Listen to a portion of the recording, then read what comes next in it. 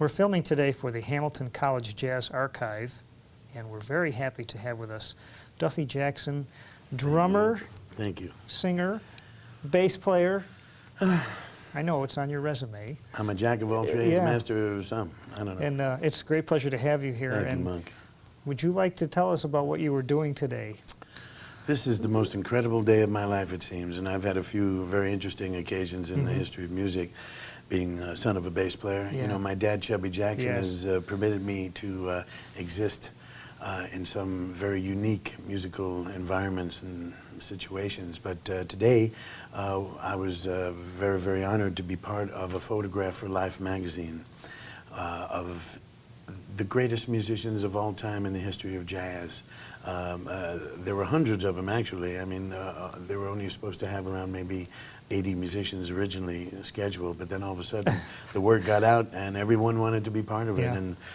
And it was an opportunity to meet and greet and hug and kiss a whole bunch of the great masters of our American music. And I've been big fans of every one of them, and there are a bunch of the younger contingent out there too, and just to meet them in a casual way and to exchange phone numbers and hugs and stuff like that, it was a very meaningful experience. And I was permitted through my dad's association with the Great Day in Harlem movie, where yesterday they went back to that same spot up there, uptown, and took a picture with the remaining survivors. Two gentlemen, Ernie Wilkins and Sonny Rollins, were unable to attend, but the rest of the folks were there, and what a thrill and an honor to just stand in the background and watch them standing out on the street, freezing, you know, It wasn't but too nice, was it? taking a great photograph by the legendary Gordon Parks, and it was such a thrill just to be there. I think it's fantastic that these gentlemen are getting their due. You know, some of them have been household names for quite a while, but most of them, you know, played a lot of years before they became, got the recognition they deserved. Oh, most definitely. And they're thrilled that the intellectual sophistication and understanding of the music is starting to seep into the masses a little bit more. You know, education plays such a tremendous part, as you know, and that's why I'm very grateful to be associated with you in this project. Yeah, it's been really interesting meeting so many great players and hearing what they all have to offer about the music. And I wanted to ask you about what you're up to these days, too, because... Well, up to almost 240, but I'm working on it here. No, but... okay. You know, it's an amazing thing. I've been living in South America recently, Fort Lauderdale. Yeah, all right. That's it's a lovely place to be, and I've lived there off and on for years. But I've been born and raised in New York, and I have to come home every once in a while and get my shot of adrenaline and get pushed around musically by the big boys a little bit. But the whole thing is just re-energizing your soul with the New York spirit, you know. I can only guess at that because I only visit New York occasionally, and it's so overwhelming. I can imagine what you're saying. Just driving here from the picture shoot to get here has been overwhelming. Yeah, that's right. I'm not the best driver in the world, I'm learning. You get in New York in that traffic jam, but everything is music, though. I mean, rhythms and accents, that has motivated me all my life. So even when I'm driving in traffic, I'm always thinking rhythms and accents and how people might hit me or move into beeping a horn somewhere. Sounds like the Stan Kenton brass section. Rhythm of the city. Yeah, most definitely. I have to compliment you on this. Is Thank you, a Monk. great piece of work. This is my debut CD. I hope everyone enjoys it. And I'm wondering where all these young players come from. Maybe there's some a lot of these guys are wonderful musicians. You know, I owe them a lot of money at this point, but that's they're still friendly. Yeah. They won't forget about it. The most important thing is that they gave me an opportunity to musically expose them to the world, you know, because Milestone Fantasy has been very kind to help promote my career at the moment, and Mr. Bob Weinstock, who started Prestige Records, he's graciously come out of semi-retirement down in Florida to produce some records for Milestone now, and I'm very, very honored and thrilled that I could be part of his, you know, return into the industry. How was recording this big band record different from some of the other big band recordings you may have done? Well, just to have some say-so in what's going on in the music. I mean, usually the drummer can take a certain amount of rhythmic charge, but when I'm a sideman, I do what I'm told, obviously. Sometimes I've been accused of certain things. But this time I had free rein to express myself and to put together a certain order and selection of tunes that I felt the people would enjoy, hopefully. And, you know, the main thing, being a drummer, I try to aim the beat at your feet. And I try to put the grin on the groove, and I try to help you to have a certain understanding of the music, because there are many millions of people out there clapping on the first and third beats. Isn't that amazing? And I have a lot of compassion for them, although I respect that they can latch on to the pulse of the groove in any way, shape, or form that they can. Yeah. You know, but just to musically give certain people that may not be the household names yet an opportunity to say, hey, here I am, and I'm trying to be one of the chosen few, you know. And I think the chemistry on the album is very infectious. Yeah, it's a happy, it's in the feet, you know. It's funny you mention that, because I notice even in Utica, when you do some teaching in the city, and the kids clap along with the music, it's always on 2 and 4. You move out in the suburbs, all of a sudden, it's on 1 and 3. Like, where's the line that happens? Is very interesting. You know, all you have to do is, if you play a swing beat like, and they're clapping on 1 and 3, then you go, and then they'll turn it around, and then I don't know, any way that you have to get the people. You know, reverse psychology for positive effect is a miraculous tool in this world, you know. And if you can help people to feel a certain momentum from the groove, then all of a sudden they say, well, hey, we may not understand what's being played musically by the horn players, but at least we latch on to the rhythmic feeling of the music. And, you know, in as much as bebop is such an intense expression of improvisation, I really enjoy being more into the swing concept of music, because, you know, it's beneath certain musicians' dignity to play for dancing. But as a drummer and as a musician, I love to see people moving to the groove. Yeah. Didn't you learn from a tap dancer? Most definitely. Steve Condis, who was part of the famous Condis Brothers dance team. When I was 4 years old, my dad taught me pulse and groove from a bass player, and then I learned rhythms and accents from a tap dancer. Wow. So that's a unique way to approach the drums. And the gentleman that took Davy Tuff's place in the Woody Herman band with my father, his name is Don Lamond. He's still with us, very healthy and happy in Orlando, Florida, and still playing great. And he definitely taught me a lot about just the technique of the drum set. I also worked out with Roy Burns for a while when I was around the ages of 6 and 7 or so. And when I was 5 years old, Gene Krupa gave me a drum lesson on my dad's TV show. Wow. And I showed up for the TV show, and I had my little tuxedo on. And here's this guy telling me, play the tom-toms. I said, who's this guy telling me to play the tom-toms? Yeah. Well, anyway, I later on learned it was Gene Krupa. It was Gene Krupa. But you know, I've been extremely blessed to have some of the jazz masters take me under their wing and just hold me on their knee and treat me with the love. I mean, it's given me such a dedication and desire to put this energy back into the younger people's hearts. That's why I kind of bill myself as the Johnny Appleseed of jazz. All right. Because a lot of people need to get a shot of Duffy-itis, you know. Yeah. I can agree with that, and it's good because that whole tradition of the swing era, you know, eventually those fellows will all be gone. You know, we hate to think about it, but guys like yourself can keep that thing going. I would like to kind of keep the legacy of the swing groove alive. You know, there are a lot of the younger funk rock drummers that are coming up trying to play more of the fusion jazz, but they don't really understand the basic elements of just straight ahead swinging. You know, now you don't really need a lot of education to know how to swing. You just have to let that ultimate feeling overtake your being, and then all of a sudden you latch onto a certain groove, and you know, you just start learning the vocabulary. It's like people say, well, you can't learn jazz, you know, but it's all vocabulary. Yeah. You know, if you go boo boo boo beep boo bee doo bop, you know, then all of a sudden you're understanding triplets and certain rhythmic feelings that will perpetuate the swing feel. You know. Do you have trouble teaching students to really swing? Is it a listening thing more Not than- really. I'll tell you, I have a little concept of thought where if I can teach you how to scat certain rhythmic and melodic figures. Now, if for example, if you can say doodly doodly doodly doo wow, and then take a little rest and take a breath. If you feel the triplets with certain accents, rather doodly doodly doo or doodly doodly doo, you know, all of a sudden, if you can learn to swing the triplets like that, then you can fall right into the pocket of the groove, and then you'll be able to swing at any tempo. Yeah. Because you can go doodly doodly doo or doodly doodly doodly doo wow, you know.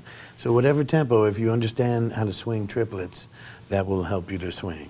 That's interesting because we'll probably talk about swinging at a slow tempo It's in hard, a few minutes. It's hard to do. Yeah. It's not as easy as you would think. Yeah. It's harder to play slow because you have to really give each beat its full value, which is a direct quote from Freddie Green. You know, I was playing with the Basie band in Cincinnati years ago with Count Basie, and we were playing with the Cincinnati Symphony, and we were at rehearsal, and we were playing something very soft and precious. And at the end of the take, you know, Freddie Green turned around to me and said, "Give each beat its full value of time." I said, "Freddie, you never talked to me so much before." But it was a classic statement, Yeah. and I've shared it with thousands of young students, you know, because that's really the essence of life. Give each beat its full value of Wow. time, you know. You know, Freddie was such a master to me. He really was. I got the biggest hug from him when I left the band the last time I saw him. I don't know if he was hugging me because I was leaving or because, I don't know what. But anyway, he didn't really talk to too many people. But I did hear through the grapevine that he had some very sweet things to say about Yeah, me. You know, and that's wonderful. I learned so much about him. That's why I dedicated a tune to him, Blues for Freddie Green, Yeah, Blues on for my Freddie CD. Yeah. Now, did you? It seems like I read you sat in with Basie when you were just a kid. Yeah, 12 right? years old. You know, and it's ironic too because Don Lemon was substituting for Sonny Payne for that 2-week engagement at the Riverboat in the Empire State Building here years ago. That would have been almost around 1966 or so. And it was the last set on a Thursday night, and at that time they were still playing 3 or 4 sets for dancing, you know, and there weren't really a lot of people there. And so Don Lemon leaned over to Basie and said, "Hey, how about letting Duffy play one?" You know, so Basie got me up there, and we're playing Shiny Stockings, the great Frank Foster classic, and we're swinging, and Sweets was on the band, and Marshall Royal was still there. All the great members were still there of that 60s era band. And so we're swinging and people are dancing. All of a sudden, like everything's happening. All of a sudden, they go to play the real soft ensemble right before the end where the big ensemble comes in. And so then everybody stopped playing. And so I said, well, if everybody stopped, then I guess I should stop too. So Basie looked over and said, "Play, boy." And I went da-da-da-da-da-da, boom, bang. And luckily, I finished the chart. But I didn't really know the arrangement, and there was no written music up there on the bandstand. So consequently, I got through the chart okay, and you know, it was a great experience, although I felt a little strange that I didn't really know the arrangement like I should have. So around 7 years later, I was playing down at the Boca Raton Hotel in Florida. My father and I, we were appearing with Edie Adams and her husband Pete Condoli at the time, who my dad played with Pete and Woody's band.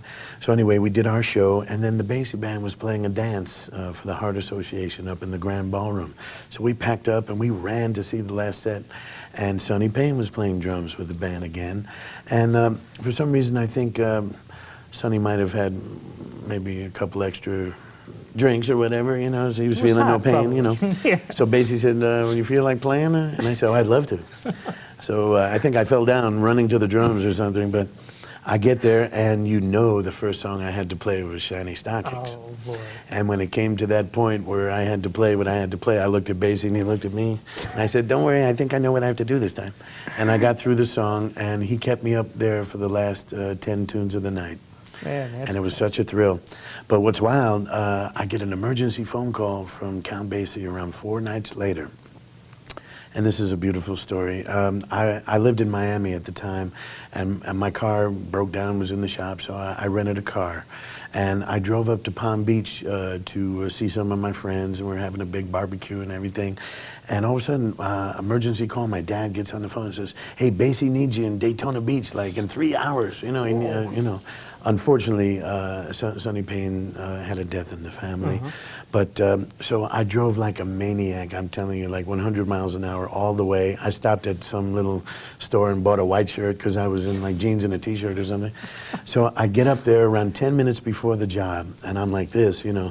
And Sonny Payne said, I'll play tonight, and you play the next 2 nights. But I was psyched up to play that night, you know. Yeah. So I said, okay, all right. No, so I sat there eating a big steak dinner, watching the band, grooving. And Sonny, with unbelievable tears running down his face all night long, played some of the greatest big band drums I had ever heard in my life. And in between tunes, he was like, you know, he had like a fifth of gin. He was guzzling it in between tunes right on the bandstand. And it was a very, you know, soulful experience. It was, I didn't know whether to cry or be so happy or whatever. So that night, I followed the band bus back to Tampa, which is on the west coast of Florida, from Daytona Beach. Now, Sonny Payne came with me in my car, and we talked all the way back to Tampa, following the band bus there. So we get to the hotel, and Sonny says, don't worry, go to sleep in my room here. And he was leaving to go to the airport to fly to California. And so that next night, we played a concert in Clearwater. And I played Sonny's drums, Sonny's cymbals, I didn't have any of my own equipment with me. And it was one of the swingingest concerts in the world. And I knew all the arrangements without the music. I just had to sit back and play. And I had chills like you would not believe, playing Sonny Payne's drums, and everybody was swinging, and the crowd was loving everything, and Basie was smiling. And you know, people don't get to learn on a job like that. I mean, it's just impossible. I mean, there are no jobs like that anymore. Yeah. That's so anyway, I'm sorry, I don't mean to cut you off, but the next day, we had to drive back to the East Coast, and we were playing at Cape Canaveral or Cocoa Beach or something, you know, a private dance. Now, the first night I played was a concert, which is great, but the second night was a dance. And, you know, I actually almost preferred to play dances with the Basie band, because there was a different feeling entirely, you know, as far as the selections of arrangements we would play. We wouldn't really be doing the concert material, but people could dance right upside to the bandstand and be like this close to Basie. And it was just a very fun-loving, more relaxed concept of performing.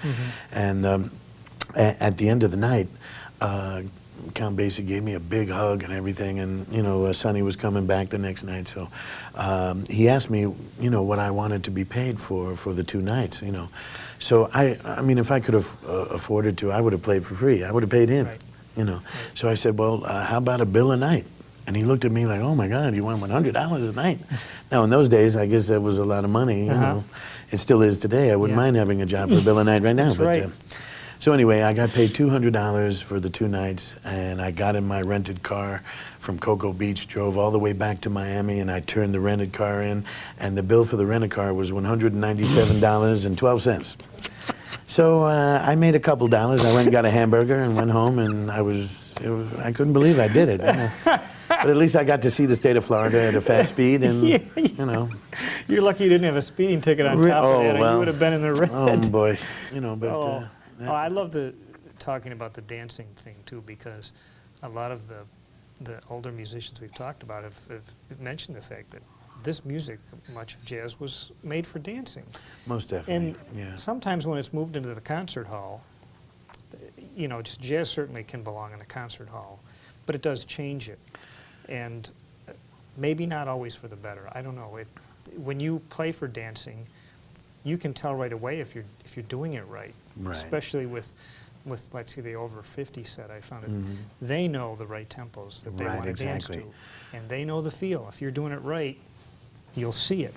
You know, I made a lot of fans over in Paris recently playing for dancing. There's a couple of little dance clubs that I frequent when I'm over there, and you know, you hit it right on the head. They know the tempos that they can do their steps to.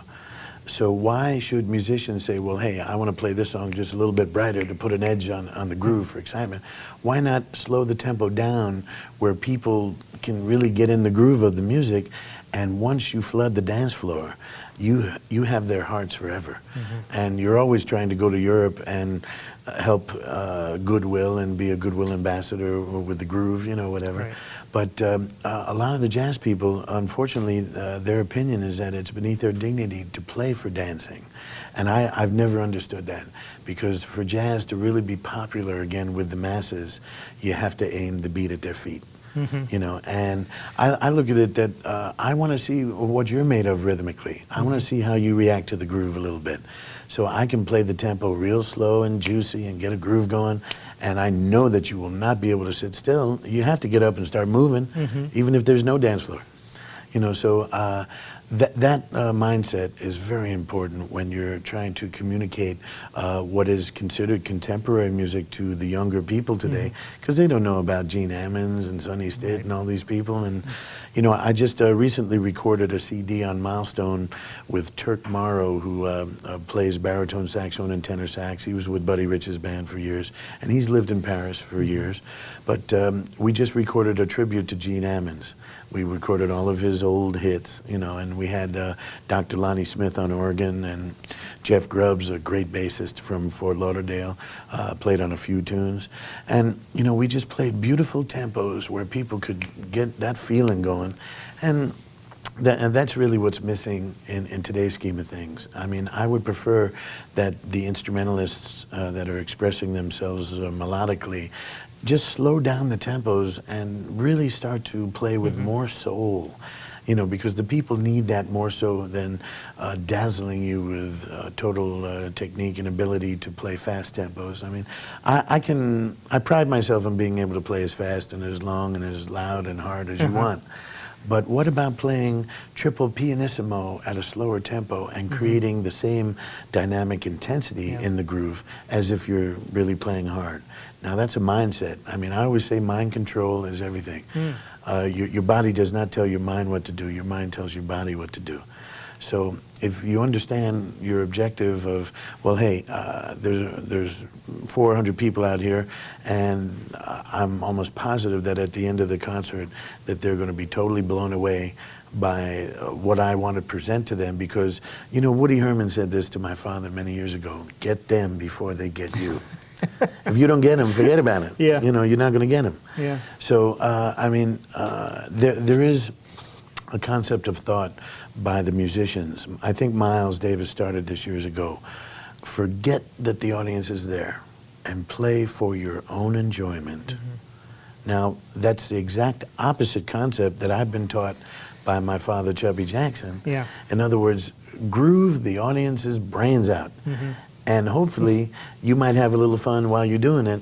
And if you have the mindset that you want to be utilized by the great spirit above that's making this all possible, to be utilized to help soothe people's souls in a world of ridiculousness. Because I mean, you know, we're constantly being tested to see if we have what it takes in this world. And that's why I'm here, to soothe your soul and hopefully help you to laugh a little bit, because the groove is swinging. One of my favorites of all time was Cannonball Adderley, not only because of the great way he played, but the fact that he talked to the audience. Oh, most definitely. He included them in what he was doing. Well, he was an educator until the day he left us. And I just gave Nat Adderley a big hug before, like 25 minutes ago, saying, man, I love you so much. You know, people that know him, you know, intimately call him Natalie, but that's another story. Okay. But, you know, the wild part about it, there's a certain feeling about making music with either your brother, like Nat and Cannonball, or your father, Chubby and Duffy, or whatever, or the Witten Marsalis family with all those great Marsalises. You know, there's something about making music with your family. You know, now both my sisters sing, and one of my sisters, JJ, plays percussion, whatever. But you know, I think we did 1 or 2 nights as a family, you know, the White Jacksons actually. But you know, it was a big success. That's why we broke up the group. We said, we can't get any better than that, so forget it. It's all downhill from here. So. You know, it's amazing. Like my dad and I, as far as I'm concerned, I don't know, maybe you could enlighten me to this, but I consider us to be the only father and son bass and drum team in the whole history of jazz.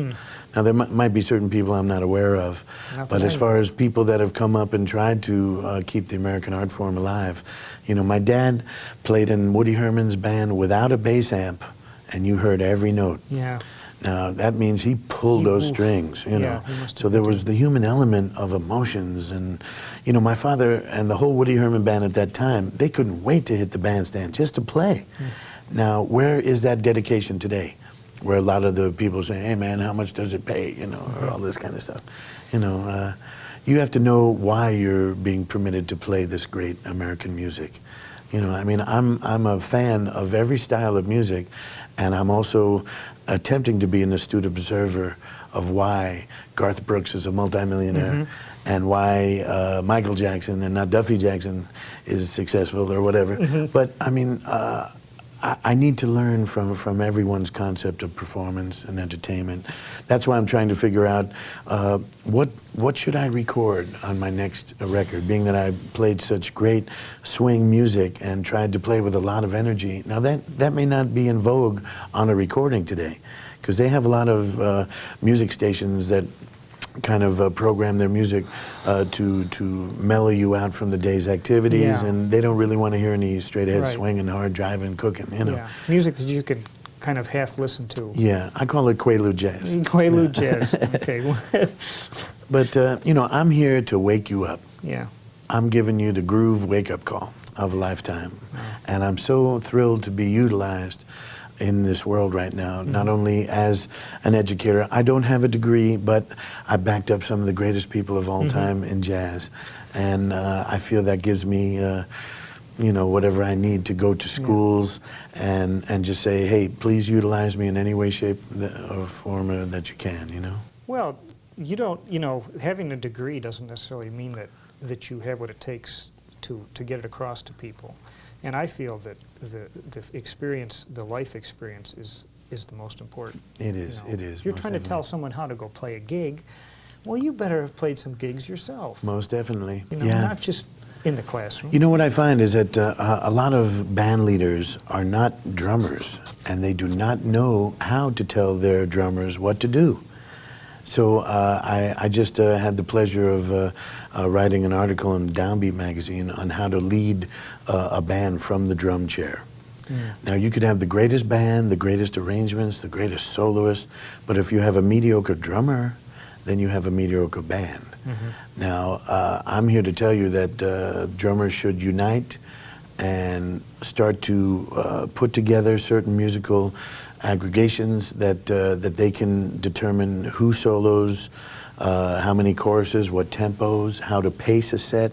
You know, I learned so much from Count Basie, I really did. You know, he used to be a drummer. I think he got fired off of most of the gigs he played as a drummer, so he had to switch to the piano. But years ago when he was a little kid, he used to sit right at Fats Wilder's feet and listen to Fats play the organ for silent movies and stuff. But, I mean, Count was a drummer who played piano.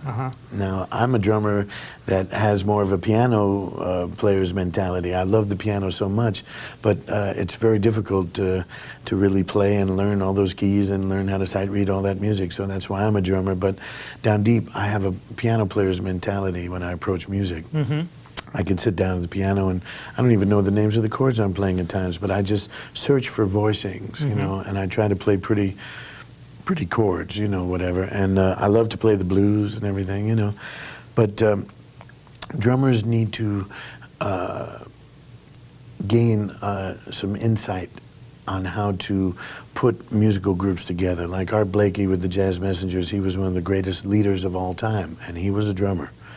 Now, if drummers would take more control over you know, just taking care of the performance and who plays what and tempos and pacing of sets, I think it would start a new era of how to present jazz with a beat. You know, now drummers usually are in the background accompanying the artistry of all these great horn Right. solos. Right. But a lot of the horn solos just play the melody, and then they'll go off for a half hour stretching out, and most musicians may understand and enjoy what they're doing, but how do you reach those people that love Willie Nelson so much, and you're trying to influence them and enlighten them to another understanding? You know, so that's where I'm trying to find my niche in the industry right now, being able to find out, well, hey, I want to play a little bit hipper than country and western, but I want to play a little bit away from the far-out bebop and just get into the hard-driving, high-energy swing that makes you laugh because it's so happy. You know, people have to not take themselves so seriously sometimes on a bandstand, you know, and I think it would be to the benefit of the audience, too, overall, you know. Well put. Yeah. Let me ask you about when you were young. You must have had some tremendous opportunities because of your father. Most definitely. Were your tastes then a little bit out of the ordinary with people your own age? Oh, yeah, I had a few friends that were into jazz, you know, but only on certain occasions would I run into a younger musician that could actually play a little bit. There was a gentleman by the name of Bob Mover, an alto saxophone player, yeah. We were in 7th and 8th grades together, and we shared a lot of great jazz experience around that time, hanging out with Ira Sullivan down in Florida. And some great players that Ira played with. Ira's one of our great educators. He goes to all the schools and plays, but he's given musical birth to hundreds of young musicians that he's permitted to get on the bandstand, and he teaches you while you're playing, you know. There was one time I sat in with him when I was like, you know, 12 or 13 years old, and he's standing next to me while the piano player's playing, and he's laughing and making jokes, making me laugh. And then when I was maybe not concentrating for a little while or whatever, he'd start yelling and screaming at me to make me play. And that's one way to learn on the bandstand. I mean, I would prefer not to be screamed at while I'm playing, but you know, there's a time and a place to reach you with musical concepts. You know, I would prefer to be talked to, you know, off the bandstand if I'm not really doing something that you prefer, you know. But I've had so many great occasions, you know. When I was 4 years old and 5 years old, I had my first tuxedo, and I was on my father's television show over 300 times. You know, my dad had the Little Rascal TV show in Chicago and New York City, where he was the host of the show, and it was called Chubby's Rascals. And he had 3 string basses with faces on them that he made all the faces, all the voices for, whatever, did all the dialogue. And he was on live locally in New York. It wasn't really a network show at that time. But I was on his show over 300 times. And my father had an 18-piece big band on the show in New York with little kids singing and dancing in front of the band. And that's wild. I would love to have a show in today's scheme of things, you know. This was before Sesame Street or any of the young kid shows, you know. And my dad always, he was a pioneer of jazz education for the young kids in the schools, you know. Stan Kenton really took it into some other more academic concepts at the collegiate level. But as far as just, you know, playing jazz for children in the school, my dad did that in the late 40s. You know, Bop Goes to School. My dad had the first jazz band to ever go to a high school and play for the kids. You know, now I don't know if maybe other people did it before, but my dad actually documented that in the late 40s, you know. Wow. What was the rock and roll kind of revolution? How did that affect you as a drummer? It kind of affected my father a little bit more because around that time in the, let's say, early 60s, around that time, he was on television till around maybe 1967 or so, you know. Then after that, you know, he wasn't really into it anymore. But times change, and you have to go with the changes. And my dad was, unfortunately, one of the guys that the rock and rollers said, "Hey, old man, you know, you got to go to the Smithsonian Institute." And my father still had a lot of fire in the furnace there to play some jazz, you know. But we were trying to be gentlemen and trying to give everyone their opportunity to express themselves, whatever, you know. But to sit back politely and wait your turn And then all of a sudden, all these rock guys, hey man, we didn't know you could play like that, you know. So Yeah. all it is it comes back to education. Mm-hmm. You can't play down to an audience at any time, in my opinion. You have to enlighten them and educate them and encourage them and plant seeds of groove in their hearts and, you know, just motivate them in a fun-loving way to search out the history of the music. You know, I tell all my students to go to the library and check out some records of some guys that you've never even heard of before. You know, I just did a tribute around 6 months ago that was filmed. It should come out sometime soon. It was a tribute to all the jazz drummers of the 30s. And I was chosen to pay tribute to Cozy Cole, who was the great drummer that played with Louis Armstrong and Cab Calloway. And I had written a special arrangement of Topsy, which was his famous drum number. It's the only million-seller drum record that I know of, whatever, 1958. But anyway, I was privileged to pay tribute to Cozy Cole, and the people enjoyed that groove so much, and it was just a nice, easy thing, you know, and you played the tom-toms, and, you know, just you have to relate to their animalistic instincts, you know, and once you have their heart, then you have their soul. And then all of a sudden you get to meet certain people. Like, I wish I could go around to all the schools and just, you know, answer their questions. I don't know as much as I should about the music. I'm still learning every day. I will always be a student of the masters of the music. But at my age of 42, I've had 38 years of attempting to play the music, the great American swing jazz. And I try to go wherever around the world, and even though I may not be able to communicate verbally in their language, I reach them musically with the groove.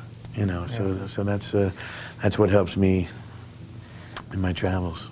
Name some of the other, well, I could be picking up names off the floor all day with you, I know, but who are some of your really favorite experiences you've had with? Well, you know, we could start at an early age, you know, just playing with people like Charlie Shavers and Roy Eldridge and Ben Webster. I didn't even know who these people were, but for some reason, you know, I just latched onto the groove, and whatever my dad played, I just went with him. And all of a sudden, I'm backing up all these great people, and I had no idea what was happening. And, you know, at 4 years old, I could go and keep a beat, you know, and the whole thing was just keeping a consistent momentum of the groove. Later on, I started to learn the form of songs and knowing how to take little 4-bar a piece with horns and drums back and forth. Then all of a sudden working out a whole solo and everything. Now, I don't technically work out drum solos. That's almost impossible to do. I mean, every solo I do is spontaneously created. I might have a little bit of rhythmic bag of tricks that I rely on if I need to, whatever. Everybody does that. But in every way, when you get behind the drum set, it's almost like that's your place of meditation. And that's where you can, you know, just, you know, plug into that ultimately gorgeous, joyful groove of playing. And then fasten your seatbelt and hang on for dear life, you know. But I'll tell you something that's wild. When I graduated high school in Miami Beach, I was summoned to the principal's office one day, and I said, "Oh no, what did I do now?" You know, I had no idea what was happening. So I walk into the principal's office, and there is my father, and there's the principal of the school, and the principal comes over and kisses me on the cheek and gives me a big hug and says, "You're graduated. Ray Brown and Milt Jackson need you in California tomorrow for a gig at Shelley's Manhole." Now, I had been playing with Monty Alexander's trio, and Monty recommended me to Ray Brown. That's and within 5 hours after that, I was on a flight to California, packed my bags, and Dad put me on the plane, and Ray Brown met me at the airport and drove me to the hotel and left me there. And like the next day, I opened up with Teddy Edwards on sax, Milt Jackson, Ray Brown, Monty Alexander, and myself. And for 3 weeks, I was in a dream world like you would not believe to play with these people. And right after that, I got a phone call. Now, let me preface that Louis Belson has been a saint in my life. He helped me at the age of 18 to become Lena Horne's drummer. And this is after her husband had passed away, who was her conductor and husband for 45 years or so. And I played the first engagement with her that she came back, and we went on a year tour with Alan King all across the country. But the miraculous part is that I'd say around 8 weeks after I had graduated high school, I was back in Miami Beach playing as Lena Horne's drummer with Alan King, and I got front row passes for all my teachers to come sit there and watch me play. Nice touch. I could barely read the music. I was making faces at all my teachers, you know, but I had a ball. It was great. And, you know, it was wild because my father and Lena were associated together in Charlie Barnett's big band in the early 40s before my dad joined Woody Herman's band. So Lena took extra special care of her little chubby. Wow. You know. That's cool. How about some of the other great vocalists? Well, after that, when I was 20 years old, Louis Bellson had a lot to do with getting me to be Sammy Davis Jr.'s drummer, and I was with Sammy for 3 years, off and on at that point. And to back up one of the greatest showmen of all time, and what was great is that all his arrangements sounded like the Count Basie band. We just had like 40 strings included. And as I said before, that too was one of the great jobs to be paid to learn. You know, because when you have to back up the great Sammy Davis, but also hold like a 60-piece orchestra together, you better know what you're doing. And I don't actually say that I knew what I was doing at all times, but I kept my heart wide open to any positive critique, you know. And everyone had their own opinion of what I was doing incorrectly, but Sammy was very gracious to me, and I learned a lot from him. And it's not that we were too close off the stage, because he enjoyed his privacy, and I was told to, you know, stay away at certain times or whatever. But the main thing is when we were on the bandstand, he was mine. And I kicked him as hard as I could, and he turned around and smiled at me on numerous occasions, you know. So, but then after that I said, well, now I'm going to make it in show business because I'm with Sammy, you know. But then I said, hey, I really want to play jazz.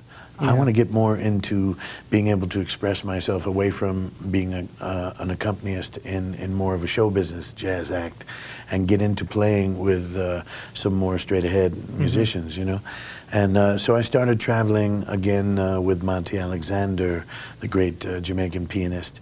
And I played with Monty off and on for over 22 years. And then all of a sudden, I get the call from Count Basie. You know, I'd played with Lionel Hampton before that, whatever.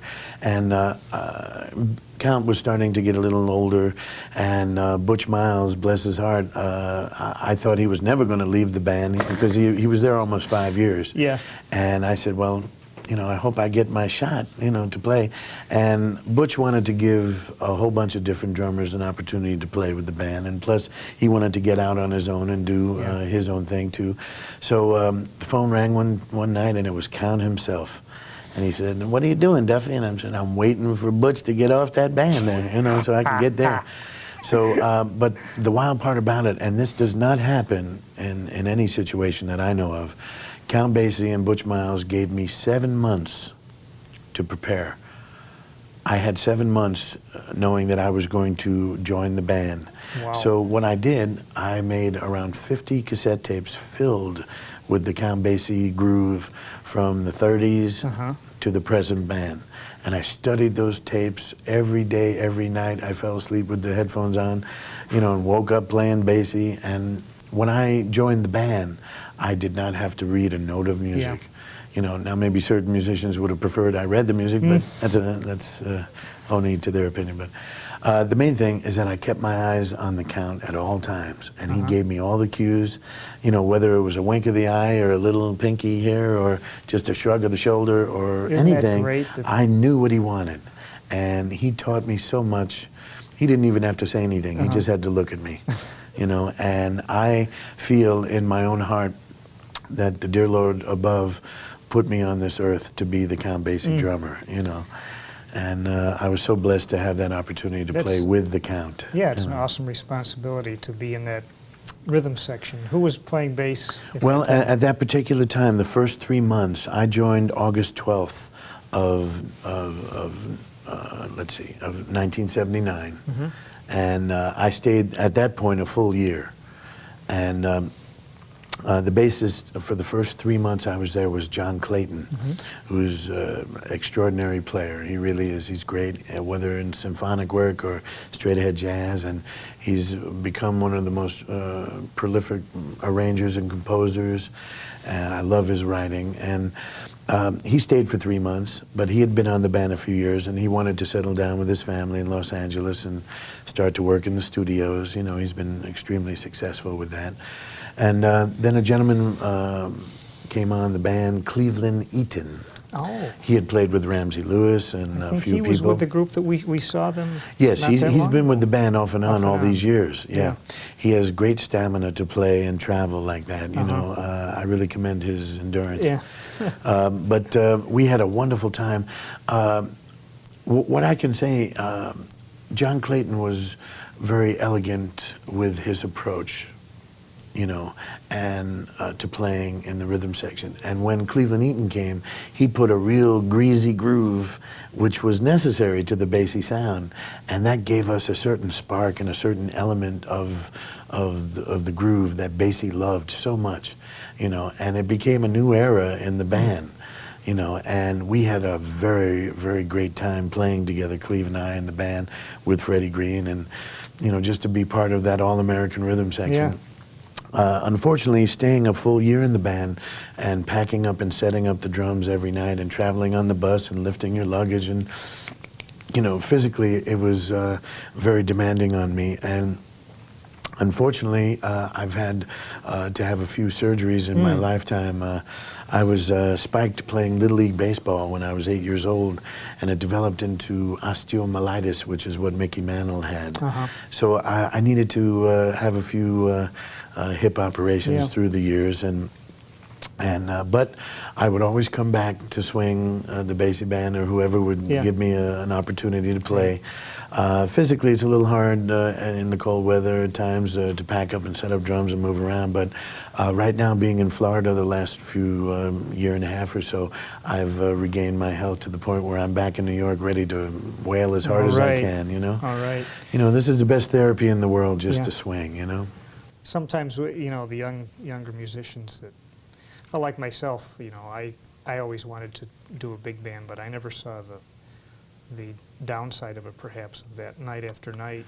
It's unfortunate that it's so difficult, and as far as the demands on your physical well-being to get out there, but you're so pumped up from the adrenaline of meeting people and going to different places and enjoying the atmosphere of different places every night of your life, and just the admiration that you're receiving from the audiences and everything. And so it keeps you pumped up with the adrenaline, but if you take more than 2 or 3 days off, if you get a week off or something, you totally collapse.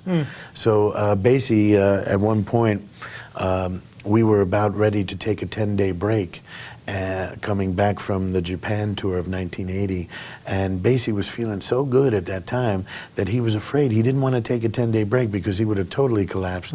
So we went into 6 to 8 weeks of one-nighters, and that's what started to break him down physically. He really should have taken that time off to heal himself. But the band was swinging so hard, he wanted to keep that momentum happening.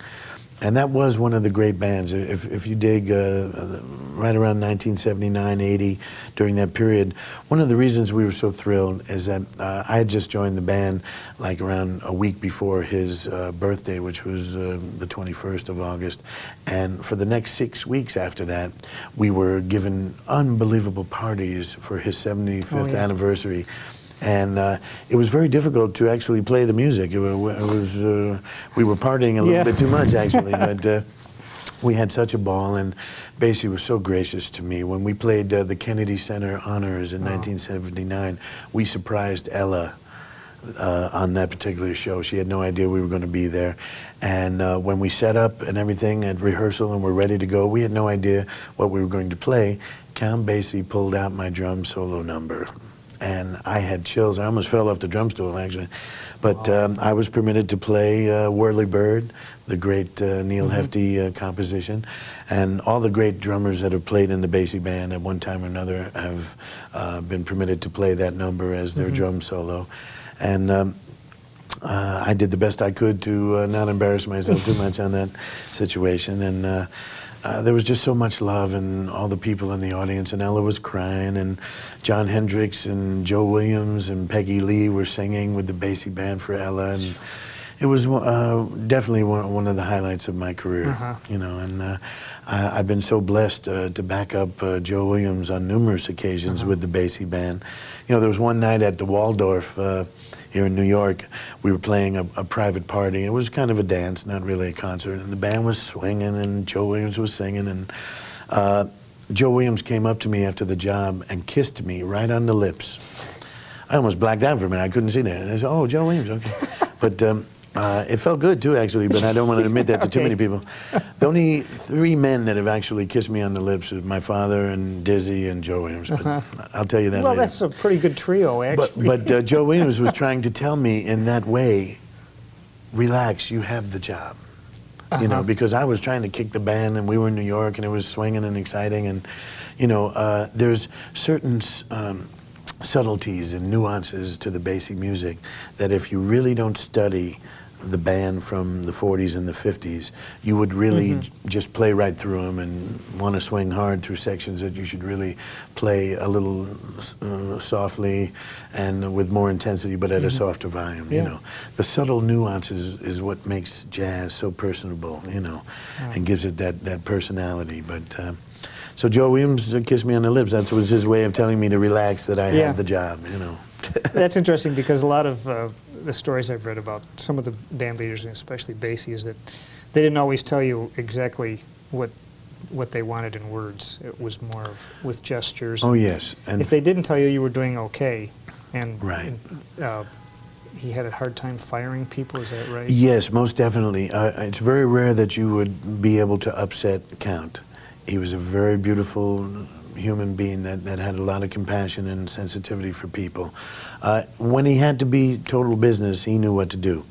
Unfortunately, when he would receive information that one of the former members had maybe passed away or something like that, and we were in the rehearsal or just getting ready to go on stage or something, he would only give it 2 seconds thought, okay, straight ahead, we have to go. Yeah. You know, but maybe later on he would have his moment of silence for them. But I learned a lot about the show must go on concept. We were in, let's see, somewhere in Omaha or something, and we played an engagement there. And we were going to Dallas the next day to play a dance. And one of the gentlemen, Charlie Folks, who played baritone saxophone in the band, he was always dressed to travel every day in a shirt and tie, you know, because of the respect of being seen. You know, he wanted to carry on that tradition of just being classy and being dressed all the time when he was in public. But he was always the first one down in the lobby every day, with his luggage ready to go. You never had to, you might have had to call my room saying, "Duffy, are you ready?" You know, the buses, you know. Yeah. I have a very interesting story before I relate that story about Charlie. My first night on the band, we had rehearsed in New York City, and I had a brand new set of drums, brand new cymbals, everything. I was ready to go. And so we packed up and we went up to Cohasset, Massachusetts to play at the South Shore Music Circus up there. And we were running a little late in traffic, and we get there with only maybe less than a half hour to set up before we had to play. And the place is packed, ready to go. And there's a theater in the round, you know. Oh. So I set up my drums and I said, "Where's my cymbals?" Unfortunately, my cymbals in my stick bag were left in New York City by accident. And fortunately enough, Vic Damone and a big orchestra, they were rehearsing to open up there the next day in the little rehearsal room off to the side there. So I ran in and cut off the rehearsal and said, "Excuse me, Vic, I'll be right with you." And I went over to Vic's drummer and I said, "You may not know who I am, but in around 10 minutes, I'm going to make my debut with the Count Basie Orchestra, and I'm taking your cymbals and your sticks and your brushes, and incidentally, what is your name, please?" I don't even remember his name. Were you bigger than him? No, but I should have had But a 20 in my pocket. But you had the reason. I stopped Victor Moan's rehearsal and took his drummer's sticks and brushes and cymbals, and 10 minutes later I was swinging the bassy band. Wow. I will never forget that. I guess not. And the next day we were playing in a place called the Robin Hood Dell. It's a big amphitheater in Philadelphia. And we bused from New York and went to Philly and everything. Now, I unfortunately had to wait. They couldn't stop in New York to get my cymbals, but they put my cymbals on a bus, on a Greyhound, to Philadelphia. And Count Basie himself and the whole band waited on the bus for close to 45 minutes while I went downtown to the bus station, got caught in a big traffic jam in a cab. It cost like $50 in a cab to get my cymbals. And when I got on the bus, I looked at Basie and I said, sorry, Count, I called him the chief, everybody called him the chief. He said, sorry, chief, I'll try not to make this a habit, So we go and we play the gig, and it was with Arthur Prysock and 25,000 people that were swinging, grooving. The next day we played a little country club gig, and by that time I was so exhausted, I didn't even know what day it was, and all of a sudden the phone rings, and I was like 20 minutes late getting on the bus. And, I said, I'll be down in a minute. And all my stuff was all unpacked all over the room. I packed in less than 3 minutes, was on the bus, and I looked at the chief and I said, I don't know what to tell you, but, I'll try. And then I went out and I bought a clock and a watch and everything, Man. But my first 72 hours on the band was a little strange there. But Chief really, he had a lot of compassion, and he permitted me to just get in sync with the rest of the band there. It took a few days, but I was just really loving his spirit so much every night, and just looking at him and traveling with him every day and everything. And I tried not to bother him too much, but every once in a while he said, hey, Duffy, come on over here, and I'd sit, and he'd tell me some stories and stuff. But to have the, pardon the pun, Duff-stinction of playing on 3 different Basie bands, playing with the Count in 1979 and 80. And then I came back in January of 1985. Count had passed on, and Thad Jones took over the band. And that was a very unique experience, because the Count Basie Orchestra had never had another leader before. And there was a certain contingent in the orchestra that felt that they didn't really need a leader. But in one way, to salvage all the work that was being canceled in many ways, the people didn't want the Count Basie band without the Count.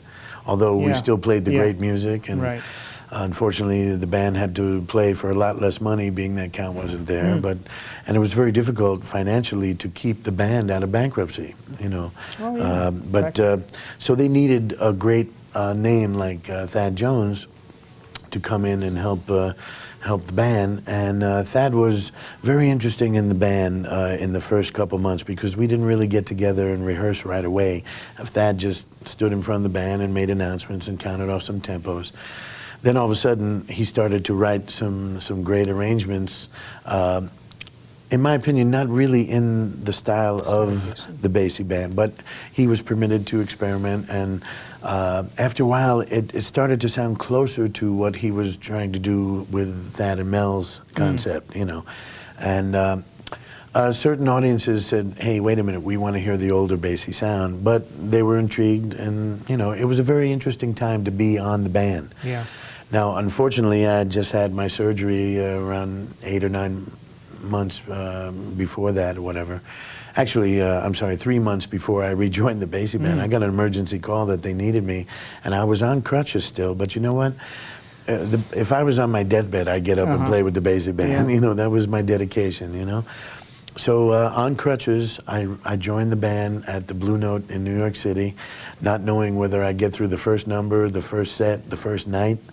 And through the grace of God, I built up my endurance and stamina to be able to play. And I lasted almost around, I'd say around 8 months before I needed to almost have my surgery redone again.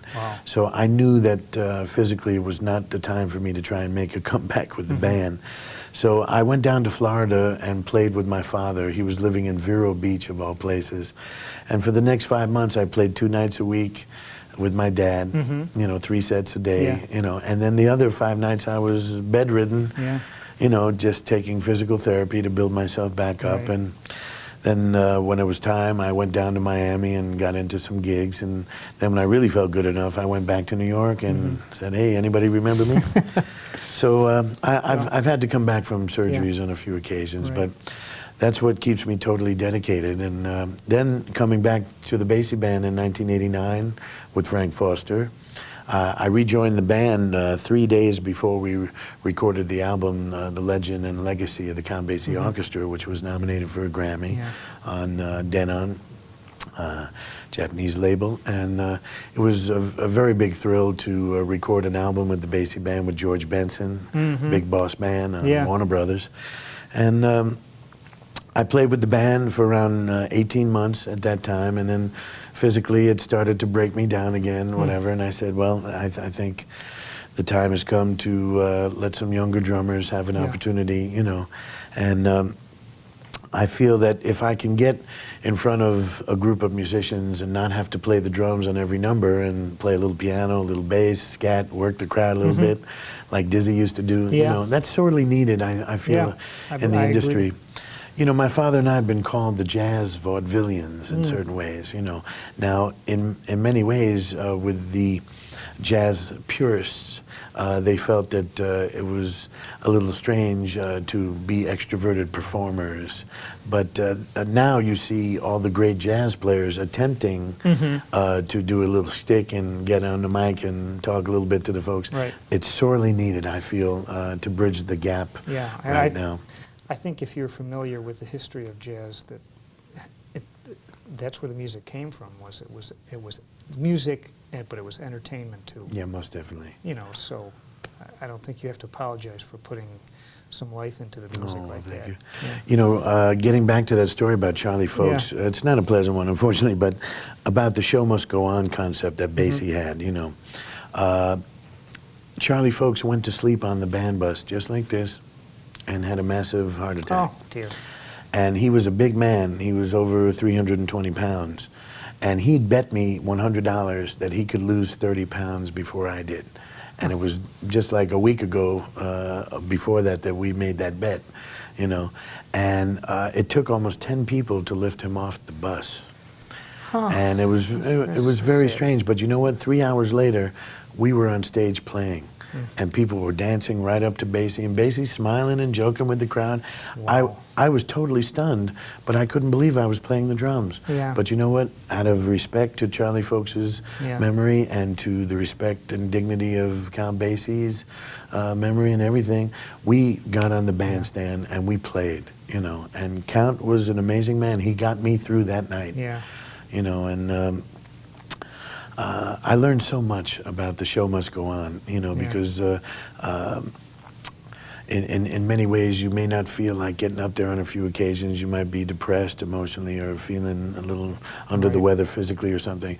But there's something about getting on that stage, and when the curtain opens, that's what heals your soul, and that's what makes you who you are, and separates the men from the boys or the ladies from the girls or whatever. Yeah, that's great. You know, but the main thing is play and dedicate your life to the love of the groove and help people to feel that joyous feeling.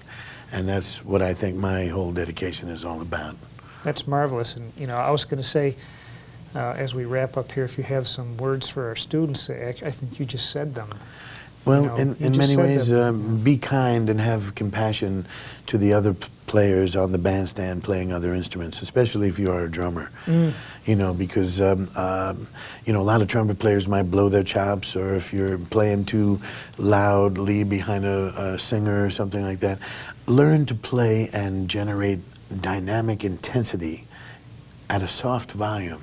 And that will dedicate you to developing control, and that will determine your personality behind your instrument. You know, and I really feel that if people will permit the groove to breathe. One thing that Basie said to me, that I quoted him in my Downbeat article, that he came up to me one night and he said, "Please do me a favor." And I said, "Anything you want, Chief."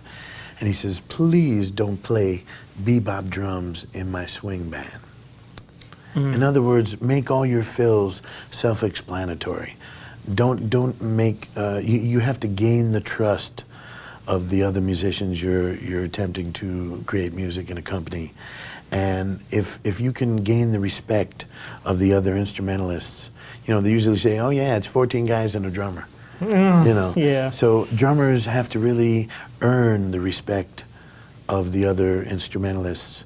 And I think by drummers just gaining more understanding of the form of the music and learning to help the soloist be inspired to create, you know, the utmost compliment that I can be bestowed is when a soloist will come up to me and say, man, thanks for laying down the groove I needed to tell my story.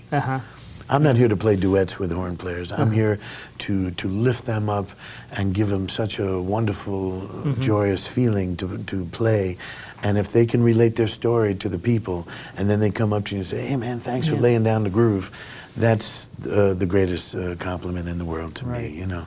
So just love the groove and keep the grin on the groove as much as you can and aim to beat at their feet. Beat at the feet. And just hope for the best. Well, on behalf of Hamilton College, it's been a great pleasure speaking with Duffy Jackson, who speaks as eloquently as he plays. Thank you. I would like to say, and thank you so much. Bless you.